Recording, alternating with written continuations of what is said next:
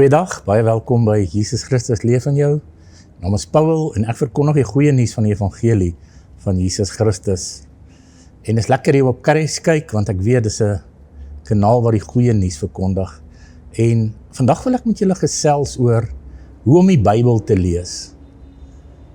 Nou, dit klink seker maar snaaks, want ons almal lees elke dag die Bybel, maar wat ek agtergekom het is dat baie keer lees 'n mens die Bybel, dan voel jy veroordeeld en dan voel jy nie goed nie, en dan die volgende dag dan lees jy iets anders, dan voel jy opgewonde en bly daaroor. So daar's baie keer soos die dubbelhartigheid, een oomblik voel ek goed, dan die volgende oomblik voel ek sleg.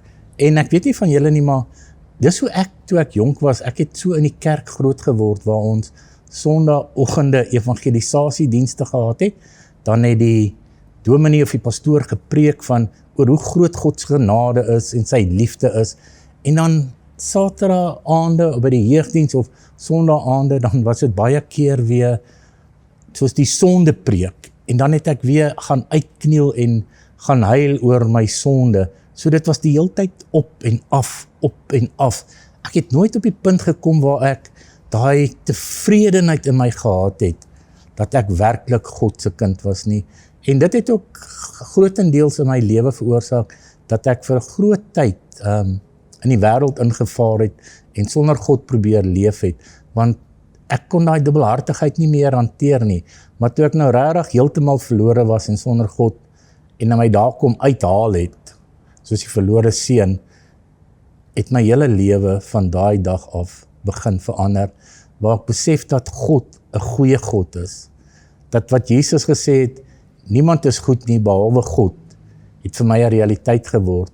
Weet, toe ek besef dat God vir Jesus sy enige gebore seun gestuur het, om die wêreld te red, wat my insluit, wat jou insluit, dit het alles verander. As jy Johannes 3 vers 17 lees, wat sê dat God het Jesus wêreld toe gestuur, nie om die wêreld te veroordeel nie, maar dat die wêreld deur hom gered kan word.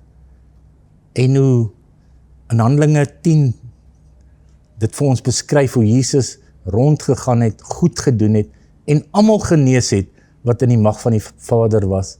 Jesus het vir ons kom wys, hy is die ewe beeld van die Vader, hy het uit die Vader uitgegaan. Met ander woorde, hy het al ons verwronge idees van wie God is, het hy kom wegvat.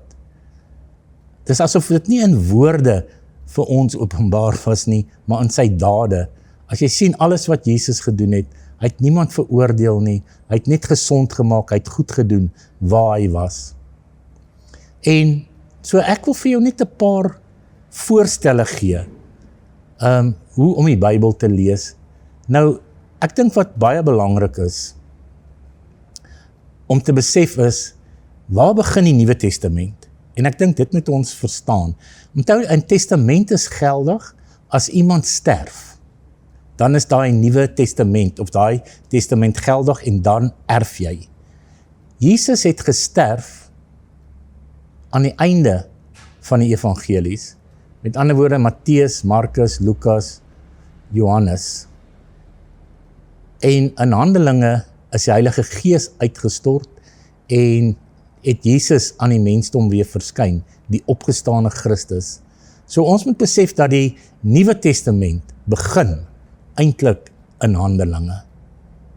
En dat ons nie moet vaskyk in die Ou Testament nie. Ons moet besef dat Jesus aarde toe gekom het, gebore onder die wet, om die wat onder die wet was vry te maak. So dit wat Jesus gesê het, party van die goeters was onder die wet, maar baie was ook meer vir nadat hy opgestaan is. Met ander woorde, hy het die volle waarheid gekom. Hy mos die hoeksteen. Hy het dit wat die Jode en die heidene by mekaar kom bring. Hy het alles onder een hoof in Christus kom verenig. So, as jy besef dat die Nuwe Testament begin nadat Jesus opgestaan het, dan begin jy besef dat al die wette, die tradisies en die oorlewering nie regtig op jou van toepassing is nie. 2 Korintiërs 5:17 sê, as iemand in Christus is hy 'n nuwe skepsel, die ou dinge het verbygegaan, alles het nuut geword. Met ander woorde, jy moet enige iets, as jy die Bybel lees, dan moet jy vir jouself vra, dit wat ek nou lees, is dit voor die kruis, of is dit na die kruis? Is dit onder die ou verbond of is dit in die nuwe verbond? Romeine 5 vers 1 sê, omdat ons dan uit die geloof geregverdig is, het ons vrede by God deur ons Here Jesus Christus. Kan jy sien, deur die geloof is ons regverdig deur werke. Met ander woorde, ons moet nou nie toelaat dat mense allerhande wette en regulasies aan jou wil plak en vir jou vereistes stel om gered te kan word nie. Jy moet besef dat jy uit geloof gered is. En dit is 'n feit. Romeine 5 van vers 7 sê, nouliks sal iemand vir 'n regverdige sterwe. Vir 'n goeie mens sal iemand miskien nog die moed het om te sterf. Nou moet jy mooi luister. Maar God bewys sy liefde tot ons daarin. Luister nou mooi. Dat Christus vir ons gesterf het, toe ons nog sondaars was. Wanneer het Christus vir jou gesterf? Toe jy nog 'n sondaar was. Nou as hy vir jou gesterf het, en jy 'n sondaar was, is jy nog een? Kan jy sien? In Christus is ons nie meer sondaars nie. Vers 9 sê, veel meer dan sal ons nou, dat ons geregverdig is in sy bloed, deur hom gered word van die toorn. Geregverdig is in sy bloed. Kan jy sien, ons word regverdig gemaak deur die bloed van Jesus. Jy word nie regverdig gemaak omdat jy ophou sonde doen nie. Jy word regverdig gemaak deur die bloed van Jesus. Die bloed van Jesus reinig ons van al ons sondes. En dit is wat hierdie evangelie natuurlik goeie nuus maak. Ek word gered deur wat Jesus gedoen het. Jy word gered deur wat hy gedoen het. Dan sê hy, terwyl ons nog vyande was met God versoen is, deur die dood van sy seun, veel meer sal ons deur sy lewe gered word, nou dat ons versoen is. Is dit nie mooi nie? Toe jy nog 'n sondaar was, toe red God jou, en hy maak jou regverdig. En nou dat jy regverdig is, nou sê God, nou is die kanse soveel meer nog, dat jy nie verlore sal gaan nie. Onthou, God se goedheid wil jou tot bekering bring. So as jy die Bybel lees, en jy het jou lewe vir Jesus gegee, dan kan jy nie elke skrif wat jou wil veroordeel, dit jou eie maak nie. Dan as jy die skrif lees, dan dank jy die Vader en sê, dankie Vader, dat U vir my openbaar het, dat ek nie dit gedoen het nie, maar ek weet nou, in Christus is ek vry. Ek weet nou, daar is nie veroordeling in Christus nie. So as jy nou die Bybel lees, dan lees jy dit met 'n hele ander perspektief. Romeine 10 van vers 4 sê, Christus is die einde van die wet tot geregtigheid vir elkeen wat glo. Want Moses beskryf die geregtigheid wat die wet is. Die mense wat hierdie dinge doen, sal daardeur lewe. Christus is die einde van die wet tot geregtigheid vir elkeen wat glo.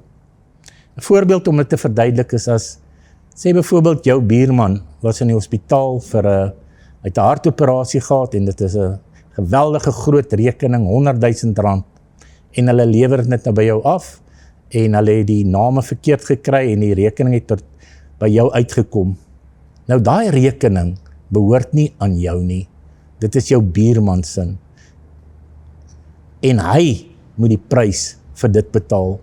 En dis dieselfde met ons nou, die duiwel wil 'n skuldbrief teen ons bring, en jou gedurig herinner, dat jy skuldig is aan sonde, skuldig is aan oortredinge.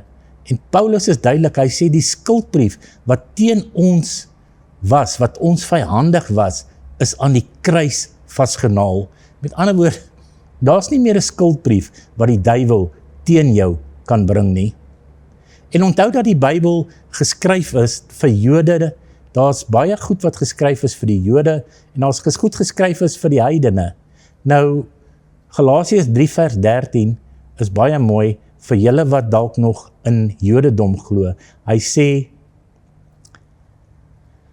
dat Christus ons vrygemaak het, ons losgekoop het van die vloek van die wet, deur vir ons 'n vloek te word. Want daar is geskryf, vervloek is elkeen wat aan 'n hout hang, sodat die seun van Abraham na die heidene toe kan kom in Christus, en dat ons die belofte van die Gees deur geloof kan ontvang. Kan jy sien, ons is gekoop deur die bloed van Jesus, ons is vrygemaak en ons sondes is vergewe deur sy bloed. Nie deur wat ons sê en dit wat ons doen nie. En ons weet mos nou, Jesus het sy bloed na die Vader toe geneem as 'n offer vir die mensdom en God het daai offer aanvaar. Die Bybel is duidelik en sê in die Ou Testament, stiere en bokke, die bloed van hulle kon nooit sondes wegvat nie. Met ander woorde, dit het altyd 'n bewustheid van sonde gelos. Maar toe Jesus kom, die bloed van Jesus, die Bybel sê deur een offer, het hy vir altyd volmaak, die wat geheilig word. So as jy die Bybel lees, dan moet jy meer lees wat Jesus vir jou gedoen het, en dit jou fokus maak. En as daar goed is, wat jou laat sleg voel, of veroordeel voel, dan moet jy net na jouself gaan kyk en sê, maar, wat glo ek nog steeds nie? Dit wat Jesus gedoen het, wat mis ek? Vader, dankie vir die woord, en dan help hierdie woord jou, om te groei, om te besef, hoe meer jy soos Christus is. Onthou die ou en die nuut. In die Nuwe Testament het God alles een gemaak. Hy het dit wat die Jode en die mensdom, die heidene, het hy kom verenig. Die Bybel sê daar's nie meer 'n Jood of Griek nie, maar ons is nou almal een in Christus Jesus. Hoor wat sê Galasiërs 4. Toe die volheid van die tyd gekom het, het God sy seun gestuur, gebore uit 'n vrou, onder die wet, om die, luister nou mooi, wat onder die wet was los te koop, sodat ons die aanneming van kinders kan ontvang. En omdat julle kinders is, het God die gees van sy seun in julle harte gestuur, en nou roep hy, Abba Vader. Luister nou mooi so. Daarom is jy nie meer 'n diensknegt nie, maar 'n kind. En as jy 'n kind is, dan is jy 'n erfgenaam van God. So, jy kan nie vir jou die Nuwe Testament 'n wet van maak nie. As baie mense wat wetties is, gaan nou in die Nuwe Testament en dan gaan soek hulle wat ek mag en nie mag doen nie. En dis glad nie die doel van die Nuwe Testament nie.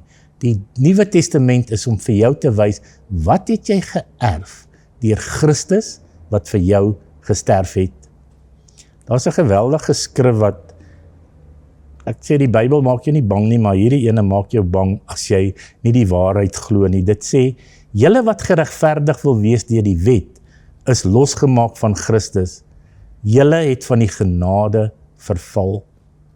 Kan jy sien, jy kan nie vir jou 'n klomp wette opstel en jou dan wil meet of jy goed genoeg is nie. Ons word nie gemeet oor wat ons gedoen het nie. Ons word gemeet oor wat Christus gedoen het. Dis hoekom die Bybel sê, deur hom is julle in Christus Jesus, wat vir ons geword het, wysheid uit God, geregtigheid, heiligmaking en verlossing.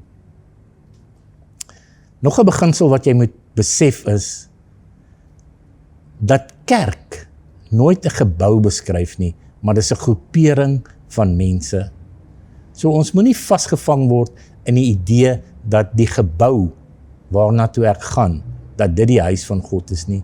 Die eerste kerke is eers ongeveer 150 jaar na Jesus weg is, hemel toe hy opgevaar het die eerste kerke eers begin. Mense het aan huis by mekaar gekom en bewys dat die liggaam van Christus die kerk is. In ander woorde, ek gaan nie kerk toe na gebou toe nie. Ons kom by mekaar en omdat ons by mekaar is en ons die liggaam van Christus is, dis hoekom daar nou kerk is.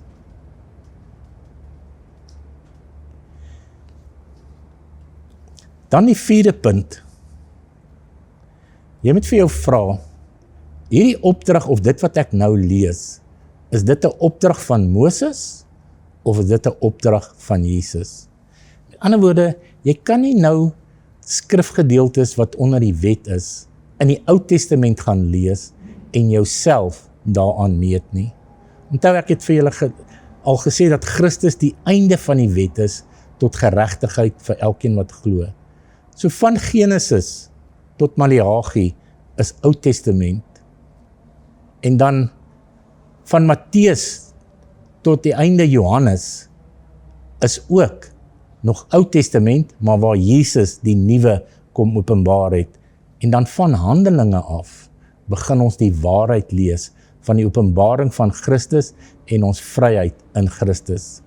So, as jy die Ou Testament lees, dan kan jy nie elke skrif lees en dit op jou van toepassing maak nie. Jy moet dit kyk deur die nuwe verbond. Met ander woorde, dit wat ek nou lees, is dit op my van toepassing of het Jesus dit vervul?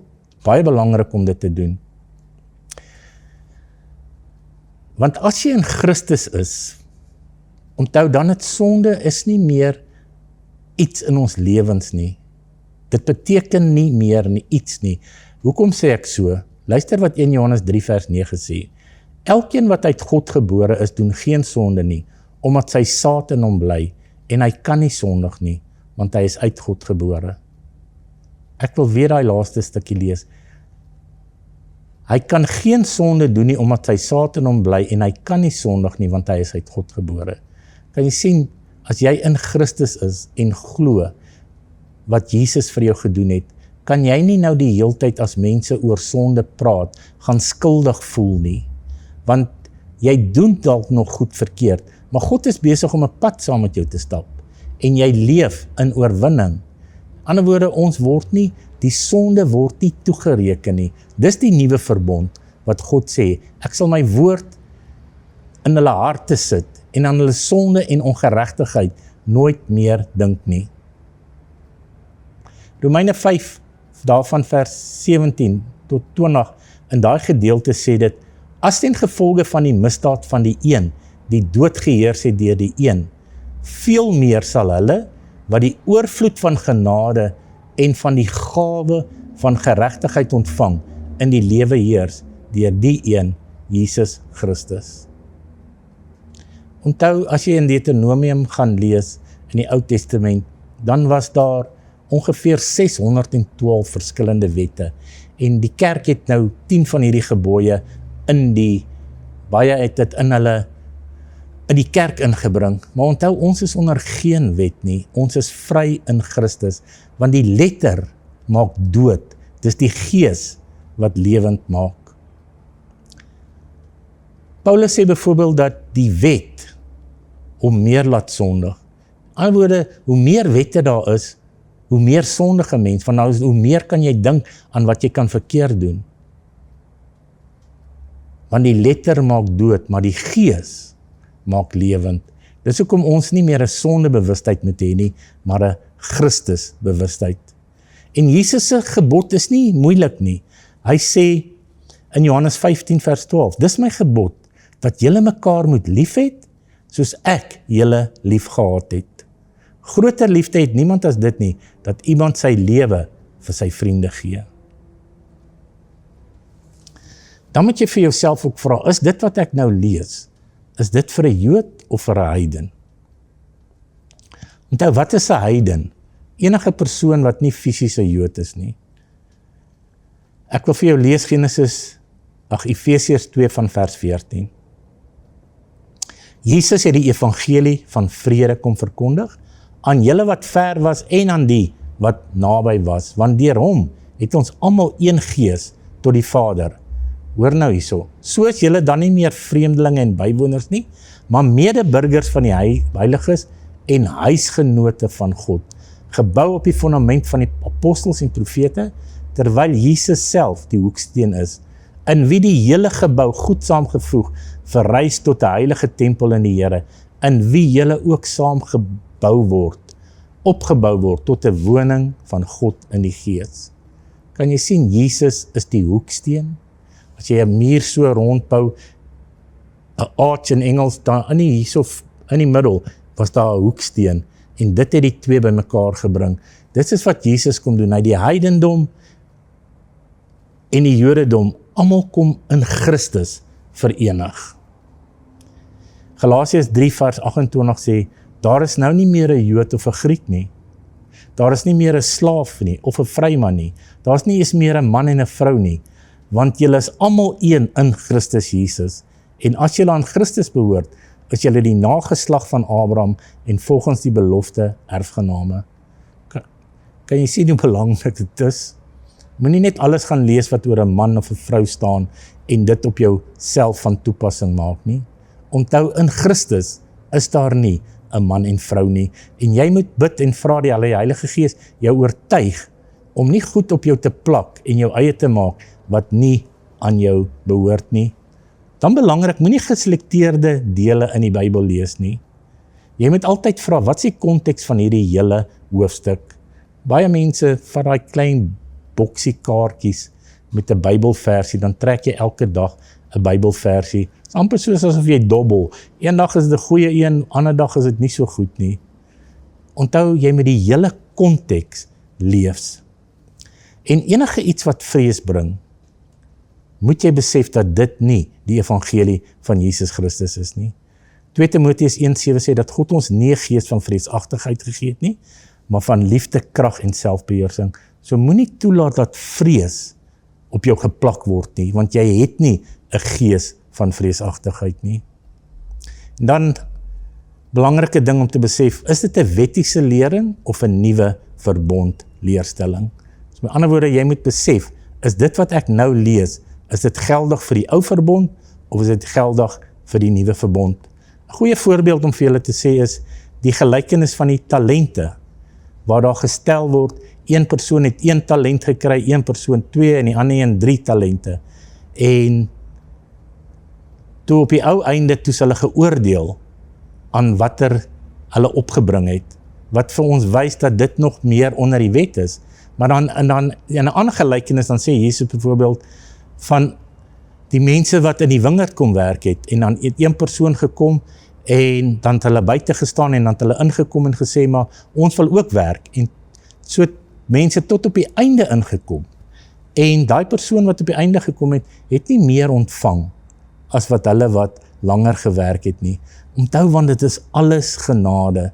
God gaan ons nie oordeel nie, hy gaan jou nie vergoed nie, hy het jou gered, hy het alles wat Jesus vir jou kon doen, het hy klaar vir jou gegee. En dan belangrik, vra vir jouself of dit wat ek nou lees, is dit vir 'n gelowige of 'n ongelowige? So moenie elke vers lees en dit op jou van toepassing maak nie. As jy jouself bekeer het, as jy jou lewe aan God toewy, dan kan jy ons nie elke keer as iemand iets negatief sê, dit vir jou sê nie. Jy kan nie een oomblik in Christus wees en die volgende oomblik uit nie. Die bloed van Jesus Christus kan jou nie oomblik was en dan word jy weer vuil en dan moet hy jou weer was nie. Dis belangrik om te besef dat wat Jesus gedoen het, volmaak is. Dan net om jy af te sluit, jy moet ook vir jouself vra is, dit wat ek nou leer of lees, is dit voorskriftelik of is dit beskrywend? Onthou, in Christus is jy. So baie keer gaan ons goed lees wat 'n mens nog moet doen. En daai goed wat jy moet nog doen, moet jy dan net vir die Here dank, dat jy vry is en dat hy jou deur geloof die wysheid en die insig moet gee om te leef soos wat jy moet leef. Soos wat ek gesê het, onthou, net bloed kan jou heilig maak, nie die werke nie. Dan die laaste punt, laat die Heilige Gees jou lei as jy die Bybel lees. Nooi hom, hy leef in ons en is by hom en by ons. So jy lees die Bybel as 'n geliefde kind en besef dat dit 'n liefdesbrief van die Vader aan jou is. Besef dat jy vry is, nie onder die wet nie, en dat jy 'n liefdevolle Vader het wat jou beskerm. Ons kan nie roem oor ons redding nie, dis alles genade. Kom ons bid saam. Dankie Vader dat Jesus een keer gekruisig is. Dankie dat ons saam met hom gekruisig is, dat ons saam opgestaan het en dat ons nou saam in hemelse plekke is.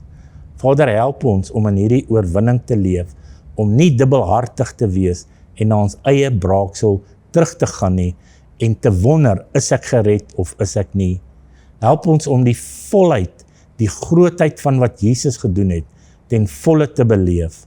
Dit bid ek in die naam van Jesus. Amen. Baie dankie dat julle saam met my geluister het en onthou, hierdie boek wat jy lees is veronderstel om jou vry te maak, om jou bly te maak. So bid en vra vir wysheid wanneer jy dit lees.